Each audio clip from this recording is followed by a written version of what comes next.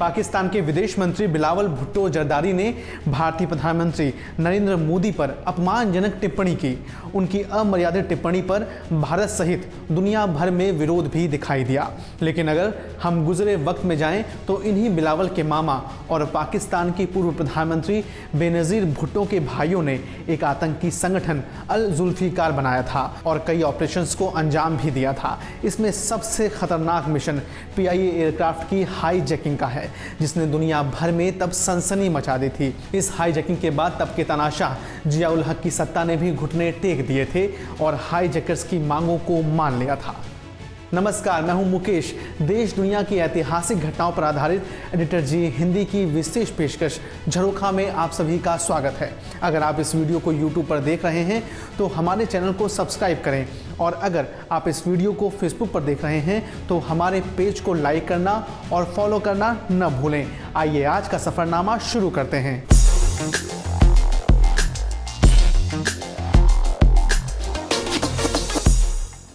जुल्फिकार अली भुट्टो की फांसी पाकिस्तान के राजनीतिक इतिहास में कभी न भूलने वाली घटना थी। जुल्फिकार अली भुट्टो ने मौत से पहले अपने बेटों से कहा था कि वे उनकी हत्या का बदला लें।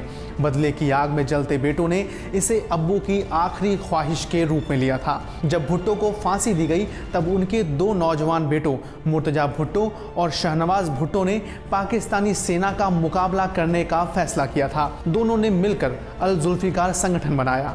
इस संगठन ने 1981 में राष्ट्रीय और अंतर्राष्ट्रीय स्तर पर मीडिया में तब सनसनी मचा दी थी जब पेशावर जाने वाले पाकिस्तान इंटरनेशनल एयरलाइन प्लेन को इन्होंने हाईजैक कर लिया था। प्लेन को काबुल में ले जाया गया था। इस हाईजैकिंग को अंजाम दिया था सलामुल्लाह टीपू और उसके साथियों ने, जिसे खुद मुर्तजा भुट्टो ने हाईजैक से कुछ महीनों पहले काबुल एयरपोर्ट पर पहली बार कमर्शियल हवाई जहाज़ का कॉकपिट दिखाया था। सोवियत के समर्थन वाला काबुल प्रशासन ऐसे ही ऑपरेशन के इंतजार में था, जिससे पाकिस्तानी सेना और अमेरिका दोनों को चोट पहुंचे। बता दें कि तब पाकिस्तान अमेरिका में खासी करीबी थी। टीपू ने एक आज्ञाकारी और जुनूनी शिष्य की तरह प्लेन के कंट्रोल्स को अच्छे से समझ लिया था और हाईजैक को परफेक्टली एग्जीक्यूट भी किया। हाईजैकिंग 13 दिन तक चली थी, जिसमें पाक सेना के लेफ्टिनेंट तारिक रहीम की जान गई थी। हाईजैकर्स ने गलती से उन्हें जनरल रहीमुद्दीन खान का बेटा समझ लिया था, जो बलूचिस्तान में मार्शल लॉ के एडमिनिस्ट्रेटर थे। इसकी वजह से हाईजैकर्स की डिमांड के आगे जिया प्रशासन को झुकना पड़ा था और उसने मांग को मानते हुए पाक की जेलों में बंद 54 PPP कार्यकर्ताओं को रिहा किया था। इस हाईजैकिंग को तब बिलावल की मां और जुल्फिकार की बेटी बेनज़ीर भुट्टो का विरोध झेलना पड़ा था। बेनज़ीर तब नज़रबंद थी और जिया की तानाशाही के खिलाफ एक राजनीतिक आंदोलन की अगुवाई कर रही थी। अल जुल्फिकार ने जिया उल हक को भी मारने की कोशिश की थी। 1980 में पोप जॉन पॉल द्वितीय के सम्मान में कराची में आयोजित कार्यक्रम में बम विस्फोट किया गया था।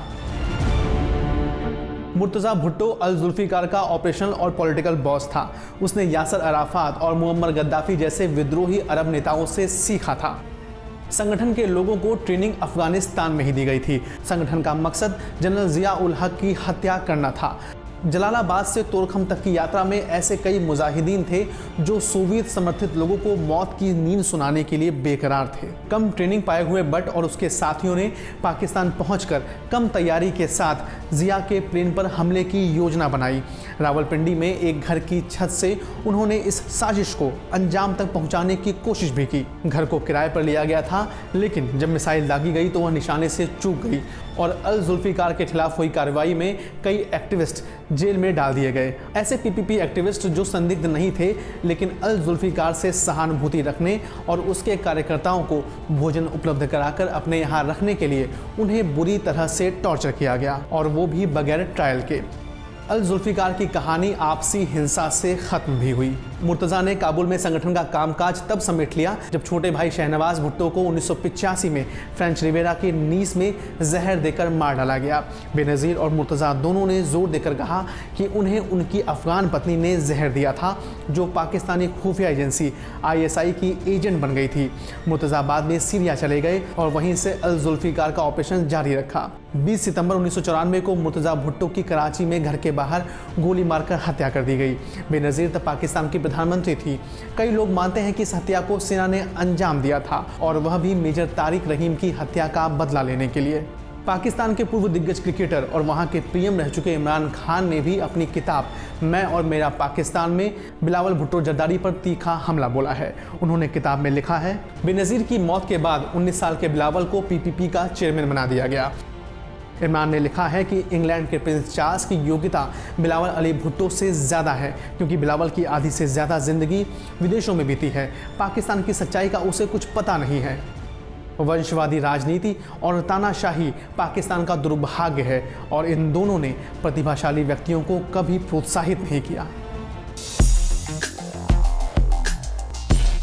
दोस्तों, झरोखा के इस एपिसोड में इतना ही। मिलूंगा अगली बार फिर से एक नए एपिसोड में एक नई अनसुनी कहानी लेकर। आप देखते रहिए एडिटर जी हिंदी।